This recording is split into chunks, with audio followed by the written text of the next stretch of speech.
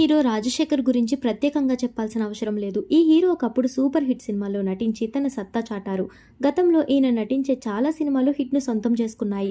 అప్పట్లో కుటుంబ సినిమాలు అంటే రాజశేఖర్ ఉండేవారు. అలాంటి పేరు సంపాదించిన ఈ హీరో ప్రస్తుతం సైడ్ క్యారెక్టర్ గా మిగిలిపోయారు. ఈయన ప్రస్తుతం హీరోగా చేసిన సినిమాలు హిట్ అవ్వకపోవడం, దర్శక నిర్మాతలు హీరోగా ఛాన్స్ ఇవ్వకపోవడంతో ఈయన క్యారెక్టర్ ఆర్టిస్ట్ గానే మిగిలిపోతున్నారు.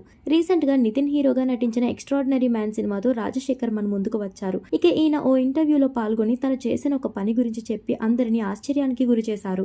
వందే మాత్రం సినిమాతో ఎంట్రీ ఇచ్చిన ఈ హీరో డాక్టర్ గా పనిచేశారు. హీరోగా పరిచయం అవ్వకముందు డైరెక్టర్ గా చేశారు. డాక్టర్ వృత్తి చేస్తున్న రాజశేఖర్ తండ్రి కోరిక మేరకు సినిమాలోకి ఎంట్రీ ఇచ్చారు. అయితే ఈయన జీవితను పెళ్లి చేసుకున్న విషయం తెలిసిందే. ఈమెను పెళ్లి చేసుకునే కంటే ముందే మరో అమ్మాయిని ప్రేమించారట ఈ హీరో.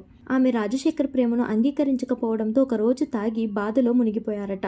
అప్పుడు తన స్నేహితుడు వచ్చి శివాలయానికి వెళ్లి నీ మనసులో ఉన్న కోరికను కోరుకుంటే ఖచ్చితంగా నెరవేరుతుంది అని సలహా ఇచ్చారట. ఆయనకు ఎక్కువగా నమ్మకం లేకపోయినా స్నేహితుడు చెప్పాడని వెంటనే శివాలయానికి వెళ్లారట. ఫుల్ గా తాగి ఉన్న రాజశేఖర్ మరో నిమిషం ఆలోచించకుండా వెంటనే శివాలయానికి వెళ్లి తన మనసులో కోరికను కోరుకున్నారట. ఇక ఆయన ప్రేమించిన అమ్మాయి 2 రోజులకే తన ప్రేమను అంగీకరించిందని చెప్పుకొచ్చారు. కానీ ఇలా మందు తాగి గుడికి వెళ్లడం ఏంటని చాలా మంది విమర్శిస్తున్నారు.